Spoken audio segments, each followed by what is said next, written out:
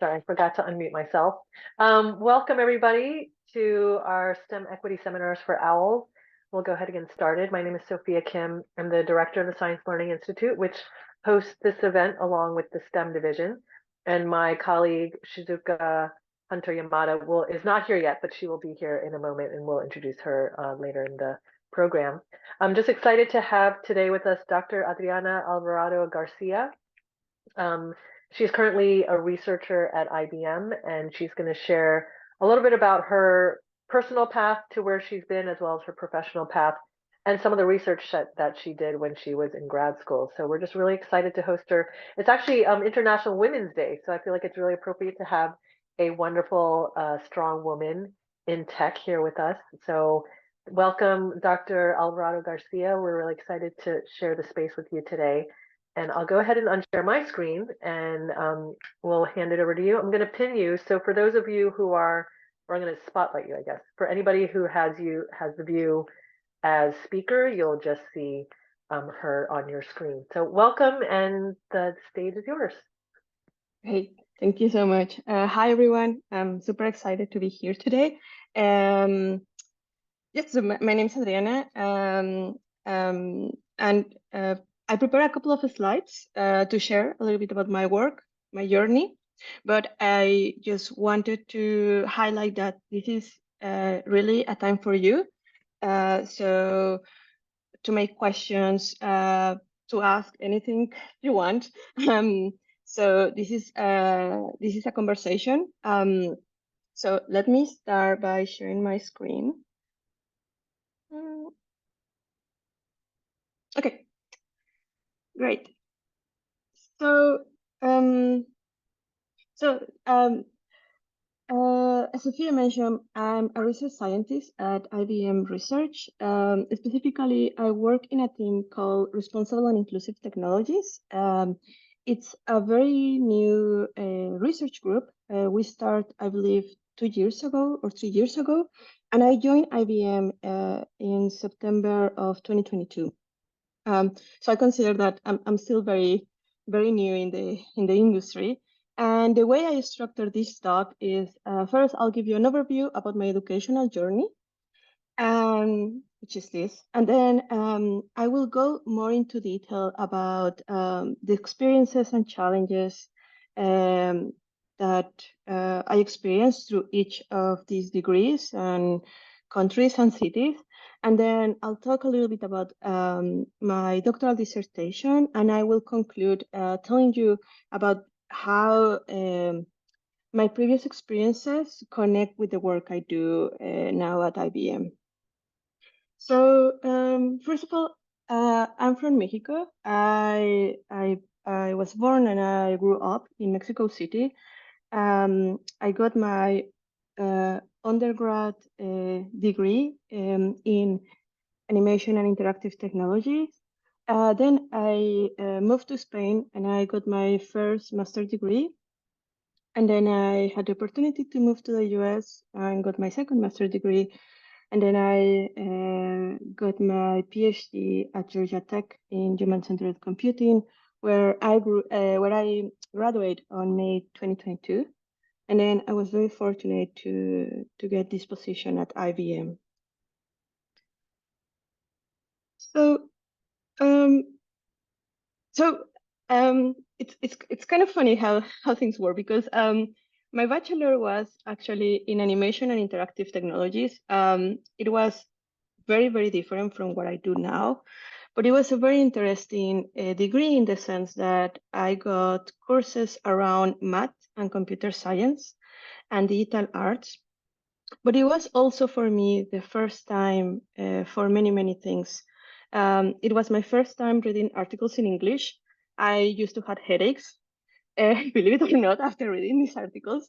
It was my first time conducting a research study, and it was also my first time going through the experience of publishing a study.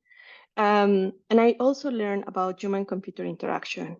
It was also the first time that I hear about graduate studies. Like, I didn't know that master's and PhD degrees exist. Like, I just had no idea. So it was many first times for me. And a lot of this was because of the professors that I had. Like I was very, very fortunate of had incredible people supporting me during my undergrad and people who believe in me and support me and who teach me about things that I just had never experienced before. So for me, I guess my first takeaway from my undergrad is that thanks to my professors, I start thinking about a different path. I start thinking about other possibilities. And actually, I start thinking about the possibility not only of you going for a master degree, but also going to another country to study, which was frankly before my undergrad like something that I would never think about. Um, so by the third year of my undergrad, I decided I wanted to pursue graduate education just based on all these experiences that I mentioned before. And during my last year as an undergrad, I started working full time in parallel to my school, and I started saving money. And it took me a year to prepare, I guess, to prepare myself and to go through all the logistics to actually go to Spain and study. Um, and if I'm honest with you, I hate the master degree in Spain. Like it was just not my field. Like cognitive science was not my field. However, I think it was very, very formative just going through the process and the logistics of saying, okay, I'm going to study in another country. What do I need to do? Just talking with people, trying to figure out the visa paperwork, the money aspect, like just going through the whole process was very formative. I learned a lot. And here I have in the slides that I really love the experience of living in Spain. It was my first time going to Europe when I traveled for this master degree. And although the courses and the degree in general, I didn't like them. And that's something that happens, right? Like not everything works out the way we sometimes expect. I think I learned and I grew a lot in the sense that um, I was getting this experience of figuring out, okay, I want to do this, like in this case, get a master degree. What do I need to do to get to that point? Like that was a huge learning experience to me. So after I finished the master degree, I stayed in Spain for 2 years, and I took the time to reflect on what I wanted to do next. Uh, I realized that I didn't like cognitive science, but I really like human-computer interaction, which is something that I kind of explored in my undergrad. So, due to different reasons, personal reasons, basically I got married and my husband found a job in the US. We moved to the US. And here in the US, I first moved to Knoxville, Tennessee. And I decided that I wanted to continue pursuing graduate education. And I started my master degree at Indianapolis, in Indiana University. And here in the slide, I have a couple of, I guess, highlighting a little bit about experience. My experience was kind of shocking coming from Spain to Knoxville, to the US. I encountered racism in a way that I didn't know about it. I also encountered that education expectations were quite different across country. Just to give you an example, in Mexico in general, we usually have lectures, and my undergrad education was very structured. It's not that we had seminars, a lot of discussion. Usually the education is more like you have a professor, the professor gives you the lesson, you learn the lesson, and that's all. Um, and in contrast, here in the US, I remember that the expectation for professors was like having a discussion. And for me, that was very difficult because I struggle a lot to express myself in English. So just going through the process of having to make a point during class or just discuss, it was just very hard to me. However, again, I had great professors at this program, And actually, one of them talked to me about language justice. So this professor, her name is Lynn Dombrowski. She's an amazing researcher in human-computer interaction. She used to have this policy in class. Basically, whoever didn't have English as first language, she allows us to express ourselves first in our language, and then if somebody else in the class speak the same language, they could help you to translate, or you could, get the time to translate your thoughts into English. And that was great because she taught me that for people like me that we I grew up learn. I mean, my native language is Spanish.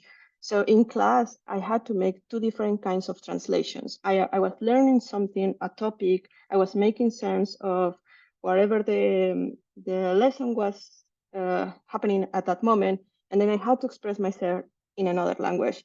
So these many translations, she was very aware of the effort, of the cognitive effort that takes, and she just allowed us to express ourselves in our own language. And for me, that was great because she made me feel like it was okay that I struggled in English, and it wasn't really a reflection of me not understanding something.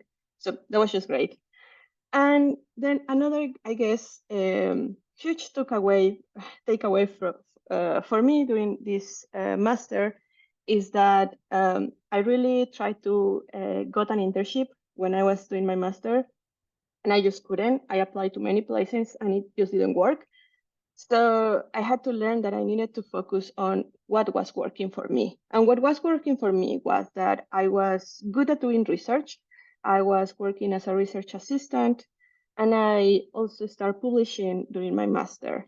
So I guess just like a shared lesson, sometimes we want something, but for many reasons, maybe that something is not happening. And I'm not saying that we shouldn't continue pursuing it, but I'm saying that we also need to focus on what is working for us, something positive that is happening. So for me, what was happening is that I was good at doing research, and so I started focusing on that. Um, Another thing that happened during this master is that um, I remember that reading the papers and going through class, there were many things that just didn't make sense to me. The way that technology was being described didn't make sense to me in the sense that in Mexico, the context and the cultural situation is just completely different. So sometimes we will have discussions around, I don't know, having a system, or I remember that I think when I was a student, it was Pokemon Go. I don't know if you remember that game that you have the phone and you go through the city. And so I remember thinking, but wait, if you do that, people are going to take your phone away. Like, that's not clever. Like, why we would want to do that? Like, I don't know. It was just for me. There were frequently there was these moments where I just remember myself thinking, but that doesn't make sense. Like, if you want to implement that in Mexico, it's just not going to work because we also have a different sense of trust. We have different way of approaching people. Like, it's not going to work. So something that also started happening to me during the master is that having those different perspectives was actually something that people start appreciating. Like, my professors start appreciating me having or raising that awareness. Like, maybe that you're proposing is okay here in the US, maybe it makes sense here, but it's not going to make sense everywhere. So for me, that was very important because I start noticing that it was important to bring my perspective into my research, into my opinions, into the class. And I guess the last thing is that here I start learning about human-centered design. So that's, I don't know if any of you or if you're familiar with human-computer interaction, but basically, in human-centered design is a methodology where we really start by the humans, and not only by the needs of the users, but also we try to understand the context of the people that is going to use the technology. And understanding the context means different things, right? It's not just about your everyday life, but it's also about your values, your beliefs, your situation. So this was my first time that I had like that formative aspect in terms of methodology around really understanding what people needed And that should be the starting point to think about technology and not the other way around. And then, so after I finished my master, I decided that I wanted to continue doing research. So I was very fortunate in getting accepted in Georgia Tech, and I did my PhD in human-centered computing. Here, I continue to struggle myself expressing in English. Um, Another struggle was that there were no many people that looked like me. However, something that was great during the PhD is that I actually start creating my own network. So I connect with other students that were also from Latin America, and they were also PhD students. Many of them were in a similar situation like me, like they grew up in other places. Suddenly they were here in the US, and we share a lot of struggles. However, I think that was like having them as a network, not only of friends, but also as a network of researchers was huge because we start writing articles together. We start publishing, for example, in the Interactions magazine, articles about what it meant to be somebody from Latin America here in the US and the implications of thinking about human-computer interaction from different perspectives. So, um, so for me, that was just very impactful. And also, it was during my PhD where I actually started having the opportunity to have different internships. I work at Google a couple of summers, and then I also work in the Accelerator Lab in Mexico, which is part of the UN. And here, I guess like some sort of learning or takeaway is that um, I start, how can I say this? Uh, for example, when I was in my master in Indiana, I used to feel very bad because I struggled expressing myself in English. But then by the time I was in my PhD, I realized that it was actually an asset being able to speak two languages. It was an asset being Mexican and growing up in another place and having this different perspective. So I guess what I'm trying to say here is that it was no longer a burden being different or feeling different or knowing that there were no more people like me in the school, but it was actually something like, no, it's actually cool because since I speak Spanish and since I understand a couple of things from Mexico, I can do this work, for example, working with the Accelerator Lab because it's an asset. So I think for me, there was like this sort of change of perspective of, okay, it's no longer a burden, it's actually good. And for me, having these internships, and I'll talk a little bit about my research in a while, but just having this opportunity to do internships in other place was yes, it became an asset. So it was also during my PhD where I start exploring more about working with NGOs, again in Mexico, human rights defenders in my country, to design and to develop tools that supported this type of organizations using social media data to inform their work. So my research was about that, was about how I was interested not only in learning or in developing technologies for nonprofits, but actually I was very interested in understanding what are their needs, what is particular about their context, and how do we incorporate that in the design and developing our tools.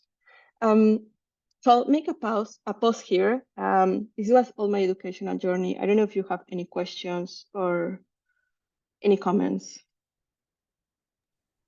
And if anybody, if I think you can come off mute.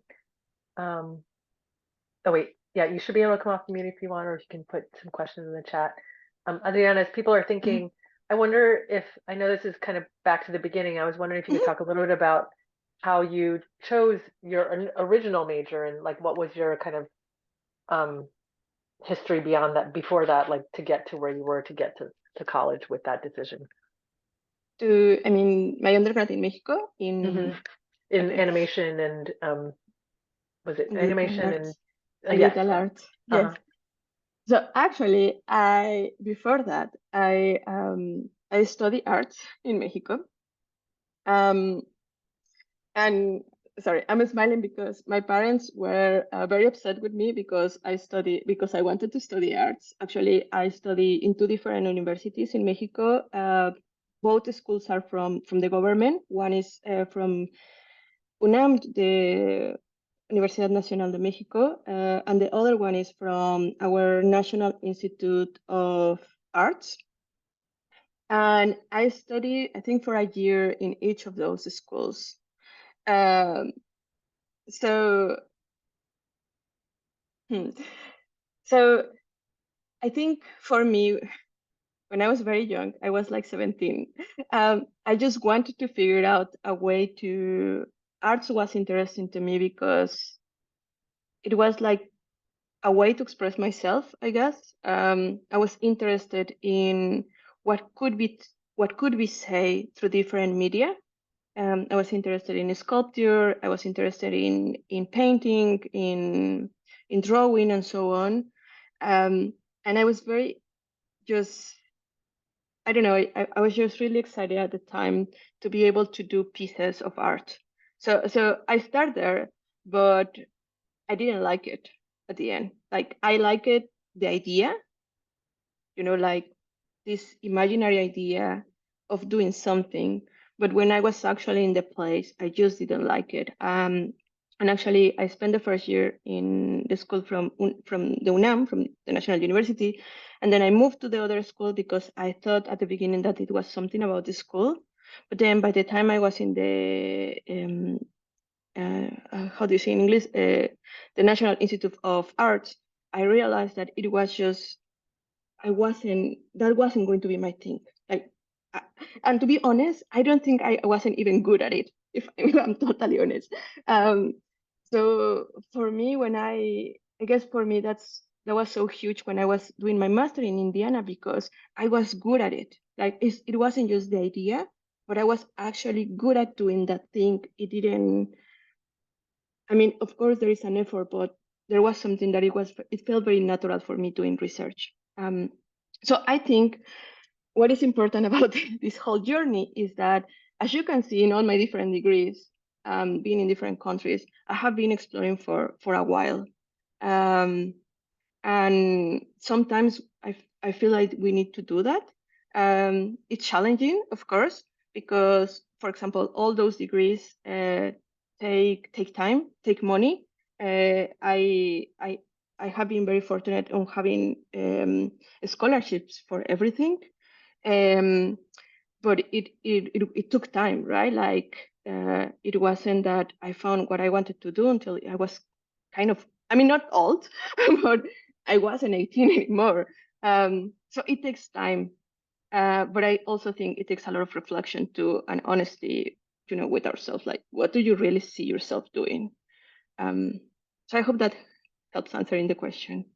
Yeah, definitely. And I think we've got two additional questions related to Okay. that. I think one of the things I also hear about what you're saying is really paying attention to what you like, but also what you feel like you're good at. And sometimes those aren't the same thing.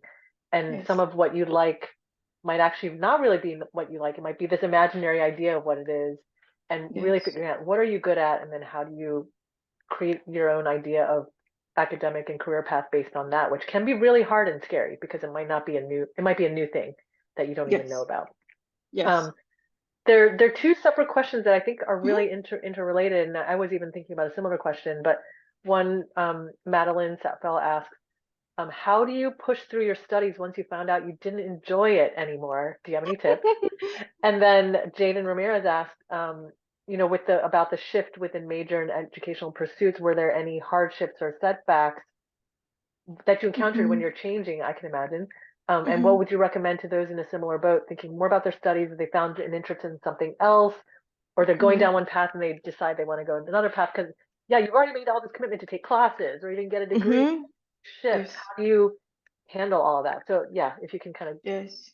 talk through some of those. Um, I mean, regarding the first question, how do you push yourself? I guess, I mean, in my case, I just couldn't. Like, when I was, by the time I was in the second school of arts, I just realized that I couldn't. Like, I cannot express exactly how, but it was just, suddenly I was like, no, this is not, it was just a feeling of, no, this is not the thing I can do. And I was sorry with everyone, right? Because also my parents, I had like, huge fights to get into the schools of arts, then huge fights to move to another school, and then huge fights to, please, can you pay me at the end? I do want to go to the first school that you told me, because actually that's something that I usually don't share, but actually my parents want me to go to this school from the beginning, and I say no several times. So then having to say, actually, I do want to, uh, it was a huge problem. Also because they didn't have the money anymore to pay it. So it was just very challenging. But um, again, fortunately, my father said, okay, I'm going to give you this last chance, because it was my third university. So you can imagine a parent saying, this is a third university, Adriana, the third degree, you have to finish something, anything. Um, but there is no, I wish I had a advice, but it's just, frankly, I think it's something you feel. And if you feel like this is not the thing, and if you think that every single day is just harder and harder, take the time to think, what is it that you want to do? But also we have to commit, right? So for me, when I started my undergrad on digital arts, I was extremely committed. Like, I studied very hard. I worked my last year to pay everything for Spain. So there was this shift, I think, in terms of commitment. And the second question was around about the Like hardships. you kind of, I mean, you're touching on it already, but yeah, when you decide you're kind of maybe not on the right path, how do you deal with all the challenges and setbacks that come with that deciding and that, like you said, the commitment part of it? Yes, I think I will say that, and this is a lot of, this depends on us, but I'll say that, of course, we need to think about the economic aspect. Like, I know in the US, undergrad school is extremely expensive in comparison with graduate school. I feel like for graduate school, there are more opportunities for scholarships. But I think that it's something to think about, like how, for example, for me, when I finished my master in Spain, um, I started applying to several scholarships because I didn't have the money for a degree in the US. I just didn't. So it was only until I get those scholarships that I was able to study. So I will say that also, if you feel like something you're doing right now is not the thing, but if you see yourself that there is something else, I think that if you are willing to commit to that something else, maybe that's the right thing. But if you don't have that willingness, it's going to, I mean, frankly, willingness is everything. If you don't have the willingness, it's just not going to work. Sometimes it's not the school, it's us. So I think for me, that was a good signal. Do I have the willingness or not? And I noticed that I had it, because even, for example, my master in Indiana and my PhD, I did it in a city that was far away from my husband. So we lived apart like 7 years during my master and my PhD. And for me, that was okay, in the sense that I wanted really to pursue that other education. So I feel like it's a willingness. Um, yes. Great. The next question is about your Mhm. research. So maybe you can move into Yes. that. And Yes. then, Park, I see you had this question. We can come back because there might be a follow-up related to that. Yes. Sure. So that was my educational journey, and I think there are a couple of things that, as a result of that journey, and also as a result of growing up in Mexico and then living here in the US, living in Spain, there are a couple of things that, as researcher, I really care about. Um, the first one is that I think a lot about the differences between the context where technologies are created and where they are ultimately used. And we can think about, for example, um, nowadays there are way too many technologies that are designed in the US, more specifically in California. And then those technologies are shipped out to the world, right? And what are the implications of that? Like, what does it mean having the world, floated with these technologies that have been designed in a very different space with different values, with different interests? So for me, that's very important. I'm constantly thinking about that difference between the context. And I try to be conscious on those differences. And right now in IBM, I'm constantly trying to figure out a way to prevent or to mitigate any negative impact that those differences might have in the end users of those technologies. The second thing I'm constantly thinking about is about the limits of technology. So I try to take a critical approach in defining which problems can be addressed with technologies and which ones cannot. So in computer science, sometimes it's very tempting to say, yes, everything can be addressed with technology. But the reality is that there are many problems that are people problems, that are historical problems, cultural problems, that is not something that we are going to solve with AI. Like, it would be great, but it's not. So again, for me, those are things that are very important. And I'm going to talk now about my research, and I'll try to tie how precisely doing my research during the PhD helped me to understand these two aspects. So um, I'm not going to talk about everything I did in my dissertation because it was a lot, but I'm just give you an overview. Basically, when I left Mexico in 2013, Mexico, we were starting the war on drugs. And in Mexico, people start using mostly Facebook and also Twitter, but there was mostly Facebook. People start using that platform to organize in terms of crime. So something that was very interesting for me as someone who was already out of the country is to see how people were using these platforms either to share about information about, I don't know, crimes happening in their neighborhood, trying to help each other, trying to prevent any sort of crime, and so on. So I thought it was very interesting to figure out how can we leverage that data? How can we develop technologies to help citizens to leverage this information and do something about it? So that was my starting point. And what I did through the PhD is I partnered with different organizations, nonprofits, grassroots organizations, human rights defenders, to understand their data practices, like how they handle data, how they figure out what to do next, what counts as evidence for them. And based on that, I create a toolkit called Bitácora to help them make sense of data from Twitter. So that's a very short overview.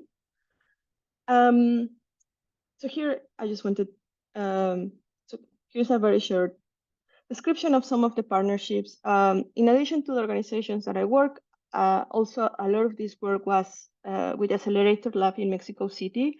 What is interesting about this Accelerator Lab is that I think they start in 2021. No, sorry, in 2020. And they are part of the United Nations Development Program, and they work closely with local stakeholders to identify community level solutions. So what they are trying to do is how can we, rather than coming from outside and provide a solution, how can we leverage whatever is the communities are doing, support them, to figure out how to address the problems that the communities consider as a problem. So it's a very community-based approach to address development issues. So I was a fellow with the United Nations in 2019, and then I work as a fellow, and then I work as an intern with Accelerator Lab. Oh, okay. And here I'm just going to, I know I already give you an overview, but I just wanted to give you a a little bit more of details of some of the studies I did and how they inform my research. So what I did first is, as I mentioned before, Facebook was huge in Mexico. People were organizing.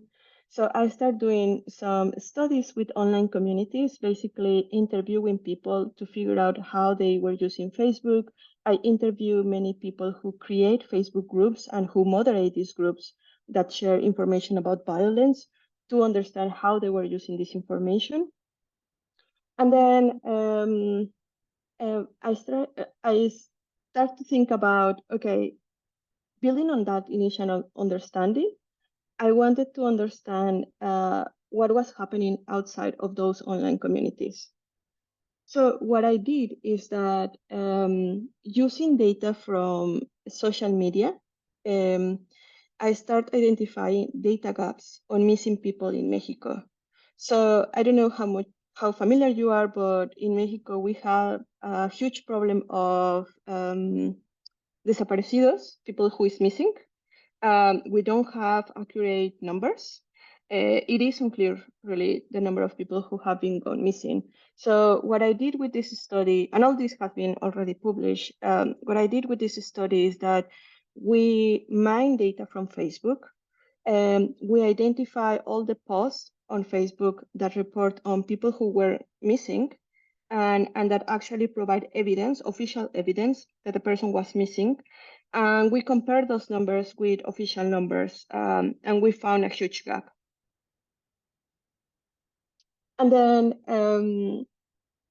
after that study, I started collaborating even closer with the Accelerator Lab. And what I was trying to do with them is, this was the time where the COVID pandemic started. So they were very interested in understanding how people in Mexico City were organizing to address the problems of the COVID. So what I did is that I conducted another study where I again gather data from Twitter now, and I gave them, and I analyzed that data, and I gave them an overview on how people were organizing towards the pandemic in Mexico City. So here, what you can see in these studies is basically my idea was to first understand, from the online, from the informal organization, and it was, if you see this little bar in the bottom, I was going. Every single study took me to a more institutional approach, and also start considering more like an offline approach. Like it wasn't enough to understand the online communities, but I also wanted to understand how people outside of these communities could make sense of that data and could do something based on those insights. So then, based on all these studies, I came up with this design of the Vitacura toolkit, which I designed again with the UN during my last year of the PhD. We designed it together and we evaluated together. So why making a toolkit? Well, the toolkit, it was again mostly because it was a way for them to make sense of data. But another reason why I make this toolkit is because usually when you are working with an organization for many years, it's not that the organization is completely dependent on you, but there is an impact when we as researchers leave the field, right? Like, or leave the partner, there is an impact. So for me, a way to reduce that negative impact was making precisely this toolkit for them. So they could be independent and they could do some of the work that I was doing before. That was my motivation. Here, as a researcher, I was in charge of doing the work on data, and the toolkit intended to guide them in mobilizing the data from Twitter to their context independently.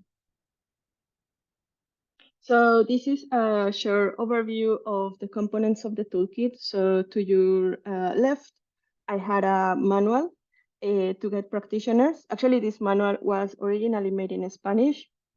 Recently, we published a paper in the CHI conference, which is the most important human-computer interaction conference, and we had to translate it into English, and it's going to be online. And to the right, you can see the web platform that we created. And it allowed practitioners to search for data on Twitter, to extract the data, and then to use natural language processing to analyze the data, and then use it for their own purposes. So actually, before I go to the main lessons of this study, well, of my research, I will make another pause, and maybe I can answer some of the questions about my research. So, the one person had asked about what inspired you to conduct research and what specific research project you're working on. They're also interested in art and science. So I know you've been referring to like your inspiration and kind of what drives you, but if you have anything else you'd want to add on that. Yes, I think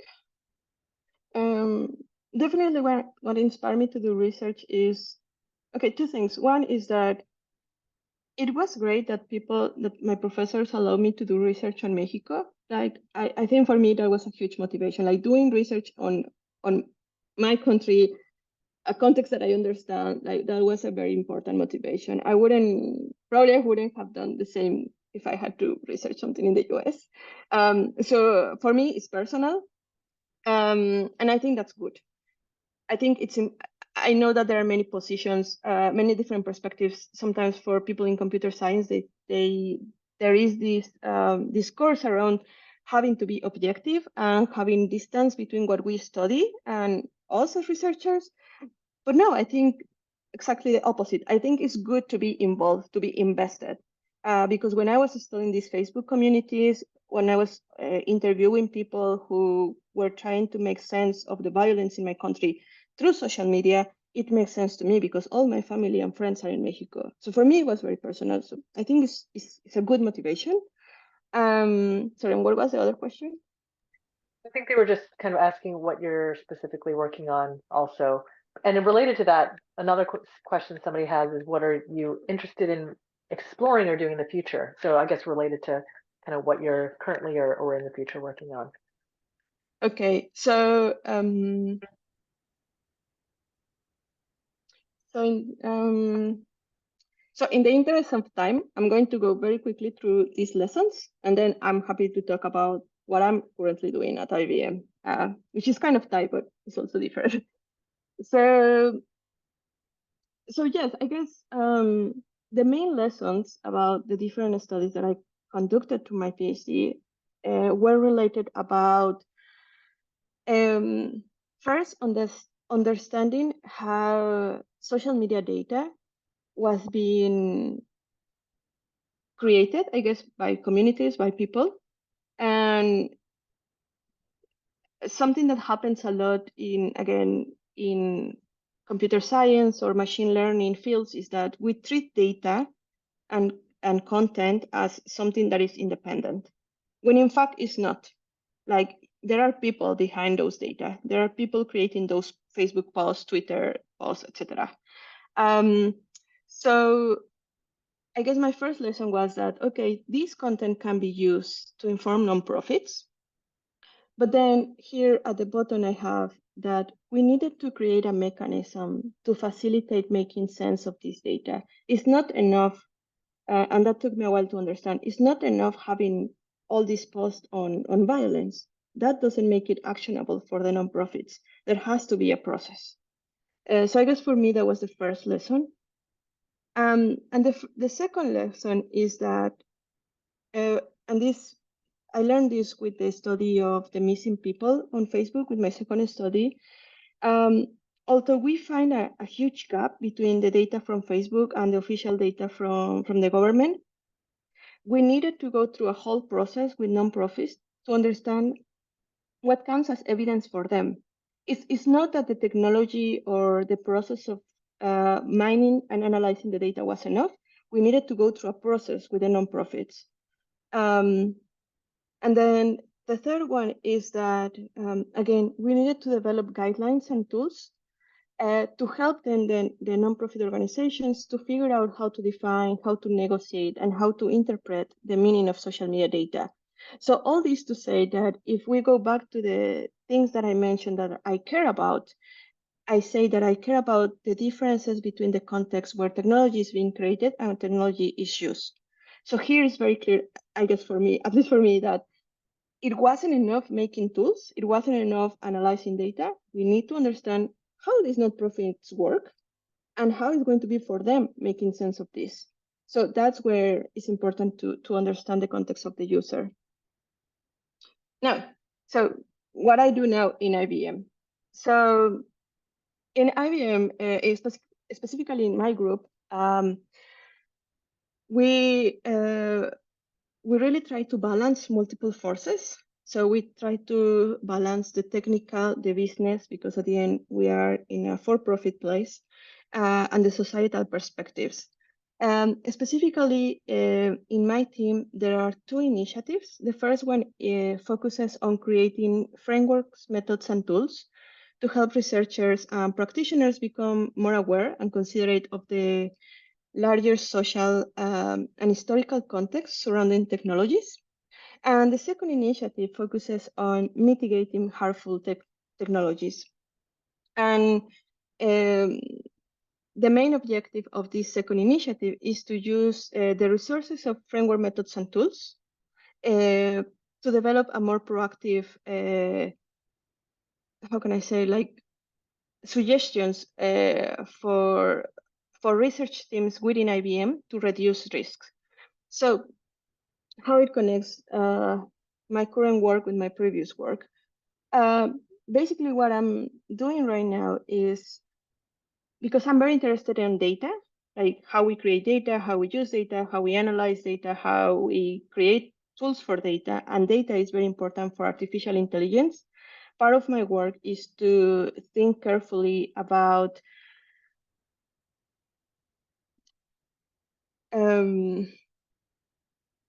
these two things. First, understand how software engineers, data scientists, and researchers are using data to create AI technologies.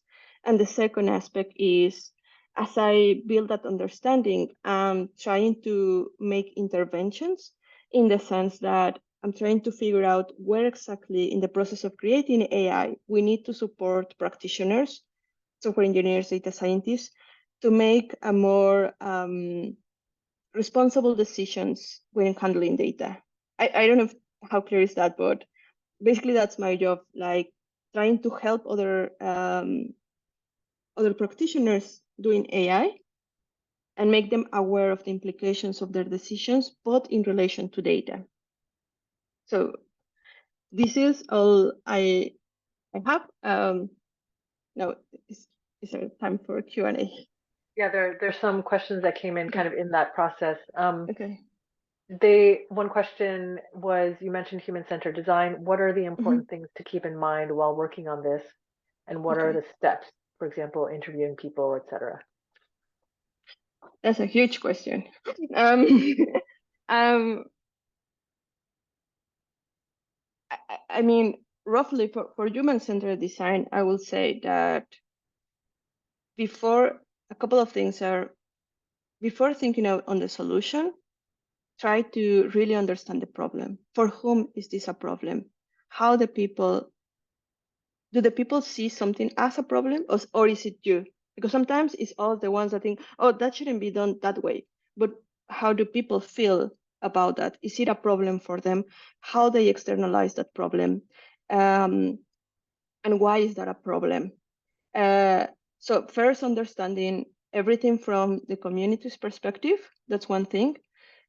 I mean, to conduct interviews and so on, I feel like that's a whole 2 hours conversation, because there's so much, right? Like interviews are not necessarily always the appropriate method. It depends on what you want to understand. I will say that the rule is always, depending on your research question, the kind of things you want to understand is the method.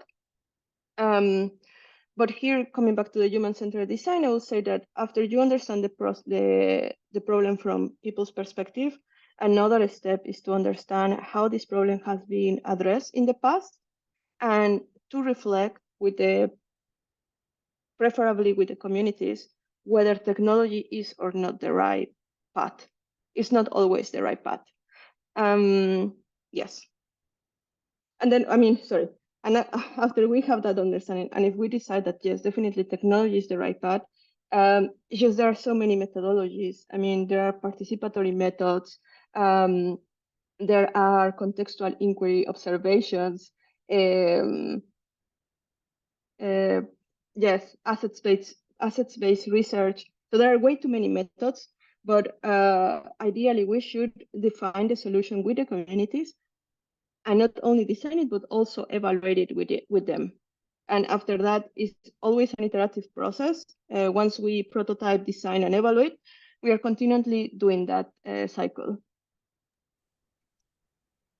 Madeline Seffel had a question, but I related to that. I was wondering, Adriana, it sounds like the kinds of background you need to do the work you're doing is data science, statistics, qualitative methods and research, all of those kinds of things. So like for the students in the room, if they're kind of thinking, wow, the work you're doing sounds really interesting, what kind of majors should I consider if I want to get into what you do? And knowing that you've had this really varied background, it almost doesn't matter, I would imagine, but do you have any recommendations around some of that? Yes. Actually, I would like to clarify, I am not a data scientist. And my background, I mean, I don't do statistics or anything like that, but I will consider myself an empirical researcher, a qualitative researcher, and those are the methods that I use. So I guess in terms of degrees, I will say human-centered design. There are programs that are just focused on that now. Human-computer interaction is there are masters, PhDs, or human-centered computing. I think those are the programs that are very helpful. Also, information science are very much related. And what other one?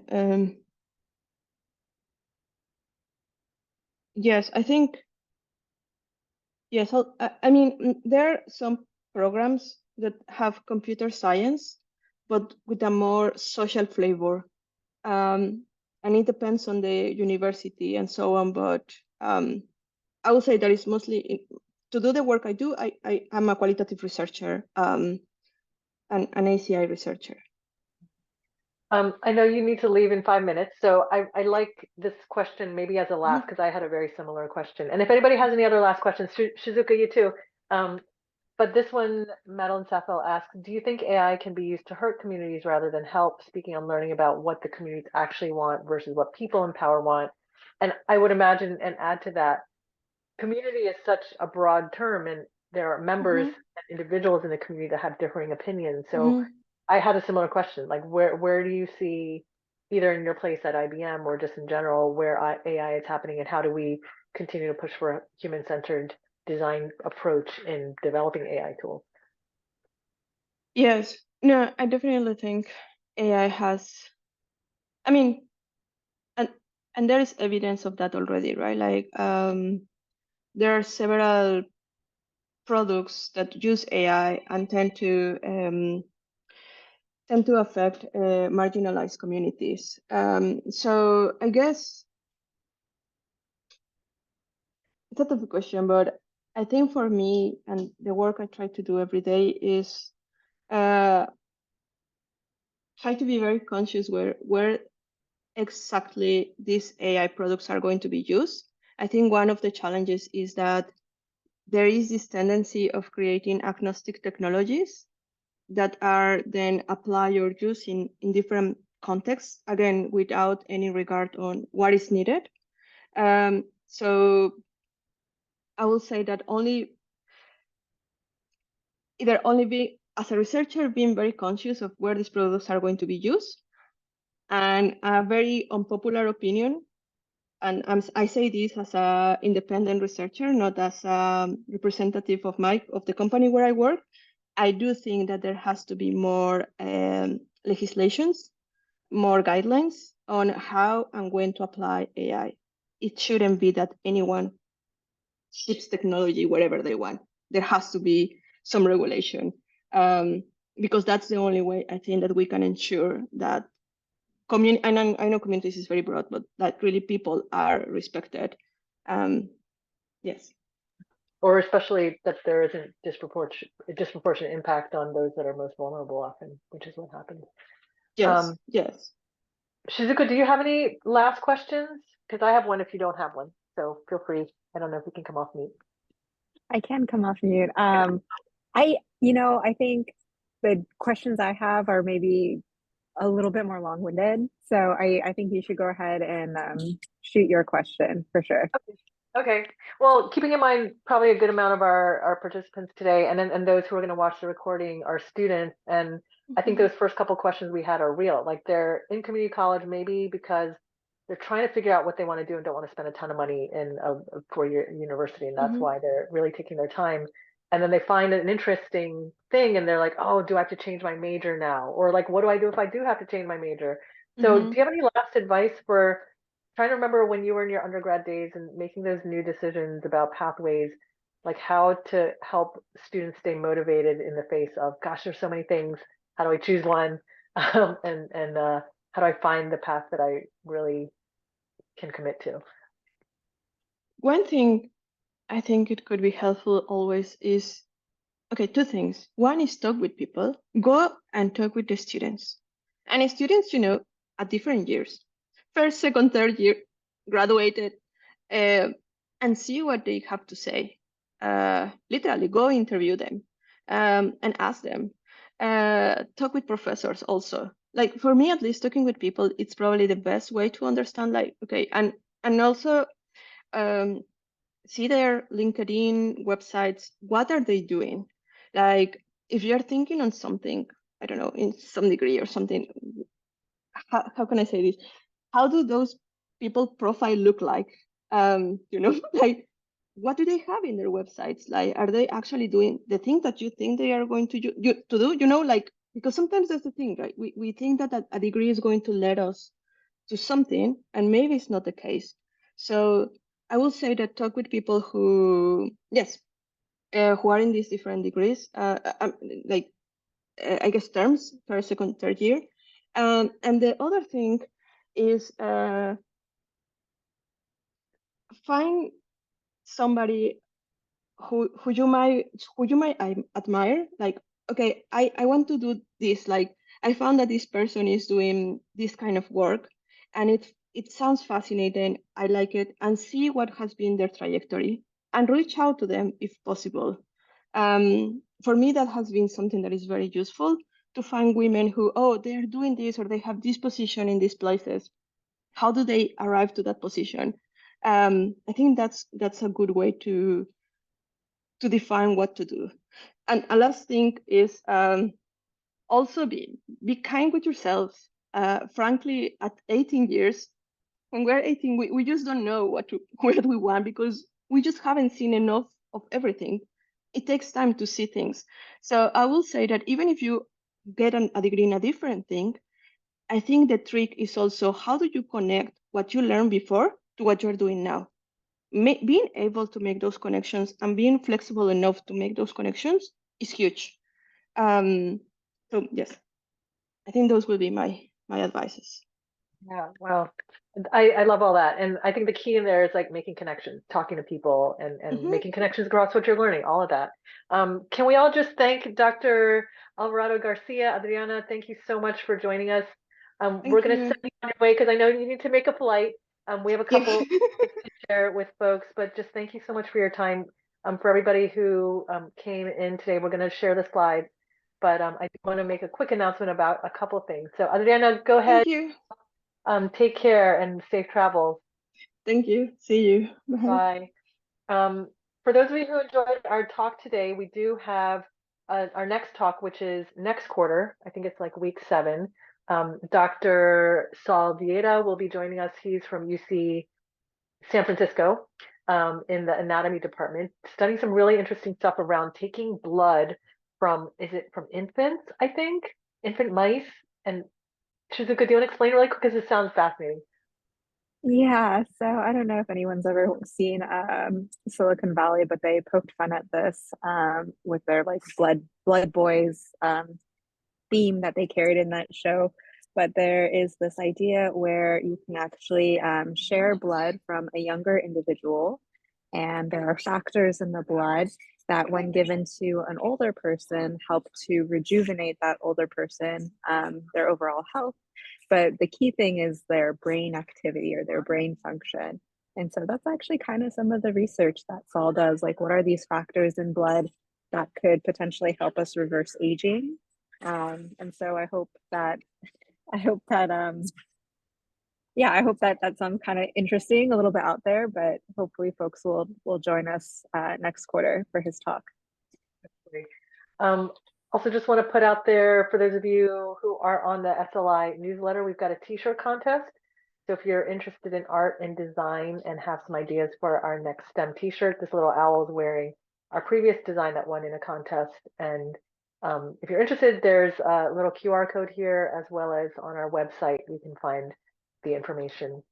And then if you aren't already part of SLI's newsletter, we really encourage you to find out more about events like this, as well as internships and scholarships. Join our newsletter, follow us on Instagram, just stay connected, and that's your way to hopefully more opportunities. And then finally, if you could fill out the survey, I've already put the link in the chat. It would be great to get some of your feedback on our event today. So thank you all so much for joining us. It's great to have you all on a Friday morning, and have a good rest of your weekend. Good luck with finals, everyone. Thank you. Thank you.